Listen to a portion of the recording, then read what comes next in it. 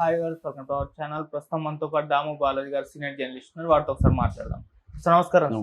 Sir Sharmila గారు కొన్ని sensational comments చేశారు సార్. అది అవినాష్ రెడ్డి బయట ఉంటే జగన్మోహన్ రెడ్డి అవినాష్ రెడ్డి ద్వారా సునీతారెడ్డిని చంపించేస్తాడు అన్న సెన్స్ వచ్చే విధంగా ఆమె మాట్లాడడం జరిగింది. అసలు ఈ కామెంట్స్ ఇప్పుడు వైరల్ అయిపోతున్నాయి. అసలు ఏ కాంటెస్ట్ లో చేసింది, ఎందుకు చేసింది, మరి దీన్ని ఏ విధంగా చూస్తారు సార్ మీరు? మళ్ళొక్కసారి షర్మిల జగన్ మీద విరుచుకుపడింది. అది ఎందుకంటే మొన్న 3వ తేదీ మళ్ళీ వాళ్ళ వివాదం కోర్టులో విచారణకు వచ్చింది. చాలామంది అడ్వకేట్లు చెప్పేది ఏంటంటే, నేను కూడా చాలాసార్లు చెప్పాను, లీగల్గా ఆమెకి జగన్ ఆస్తుల మీద ఎటువంటి హక్కు లేదు. మోరల్గానో లేకపోతే ఇంకొక యాంగిల్లో మాత్రమే మాట్లాడాలి తప్ప లీగల్గా ఆమెకి హక్కు లేదు. సో దాంట్లో మనకు అర్థమైంది ఏమంటే, జగన్ గిఫ్ట్ డీడ్లో ఆమెకు ఆస్తి వాటాలు కొంత ఇచ్చాడు సరస్వతి పవర్లో.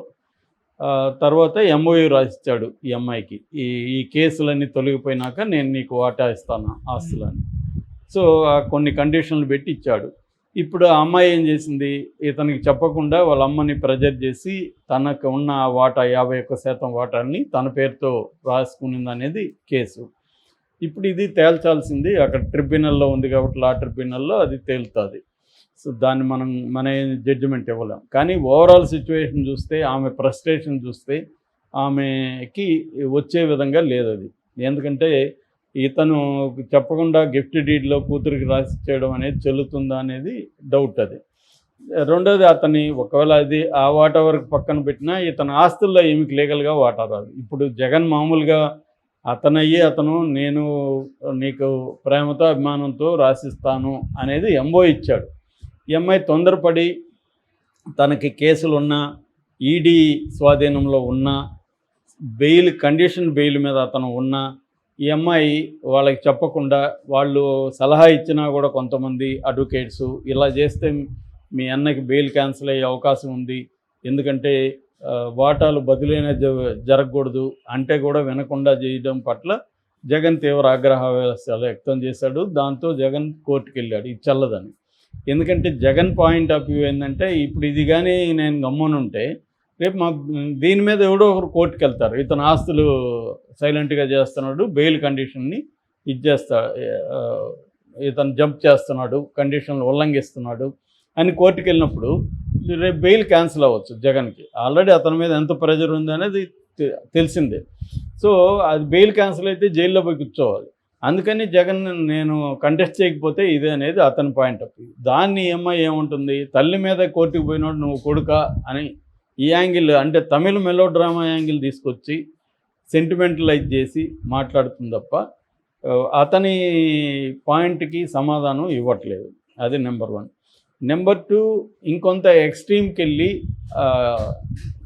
సునీతారెడ్డిని కూడా వీళ్ళు చంపేస్తారు అంటే, జగన్ పేరు డైరెక్ట్గా చెప్పలేదు కానీ అవినాష్ రెడ్డి చంపించేస్తాడు అన్నట్టుగానే మాట్లాడింది ఇండైరెక్ట్గా. అవినాష్ రెడ్డి బయట ఉంటే సునీతారెడ్డి ప్రాణాలకి ప్రమాదం అంటే అర్థం ఏంటి?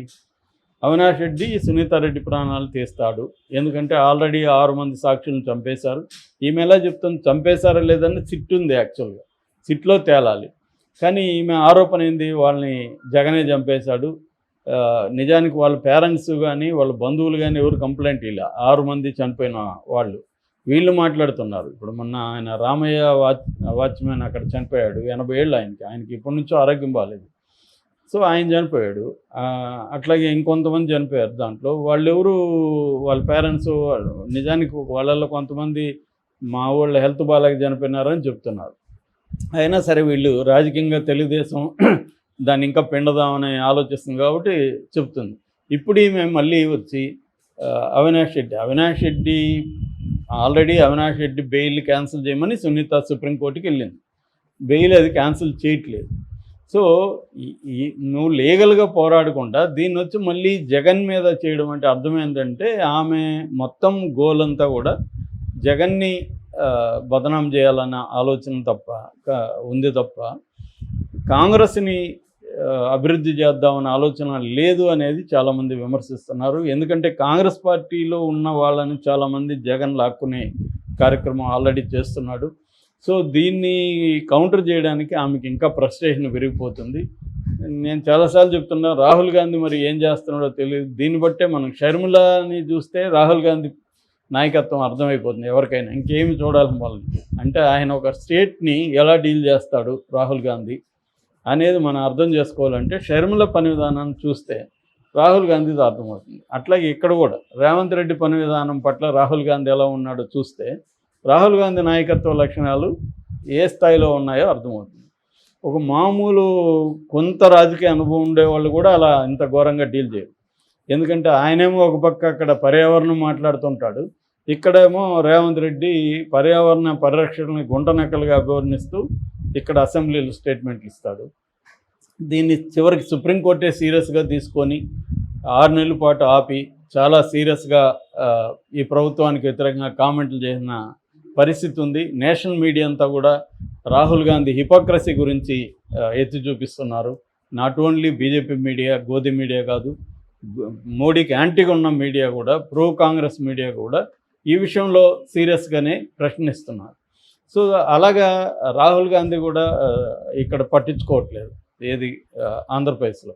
అందుకని ఈమె అసలు కాంగ్రెస్ పార్టీ పిసిసి ప్రెసిడెంట్ లాగా కాకుండా ఒక జగన్ చెల్లెలుగా తనకు ఆస్తి రాలేదన్న కోపంతో జగన్ మీద మాట్లాడటమే కనిపిస్తుంది. సో ఇప్పుడు వీళ్ళ పాయింట్ ఆఫ్ వ్యూ ఏంటి, అతని లీగల్గా ఆస్తులు రావు కాబట్టి మోరల్గా అతన్ని ప్రెజర్ చేయాలి, అతని ప్రెజర్కి లొంగట్లేదు కాబట్టి అతన్ని డ్యామేజ్ చేయాలి, అతని డ్యామేజ్ పొలిటికల్గా ఏ స్థాయిలో చేయగలమో ఆ స్థాయిలో చేయాలి.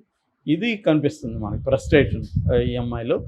సో ఆ యాంగిల్లో అమ్మాయి మాట్లాడింది. ఆల్రెడీ వాళ్ళు కౌంట్లు ఇచ్చారు. ఈమె ఆరోపణలకి కూడా బేస్ ఏం లేదు. ఈమె ఆరోపణలు ఏముంటుంది, రామ్ సింగ్ని బెదిరించి తను ఏదో రాయించుకున్నాడు, సునీతనే హత్య చేసిందని అంటుంది. నిజానికి రామ్ సింగ్ ఉన్నప్పుడు కేసు ఎవరి మీద పెట్టారు, సునీత మీద పెట్టారా? లేదు కదా, వీళ్ళ మీద కదా పెట్టారు.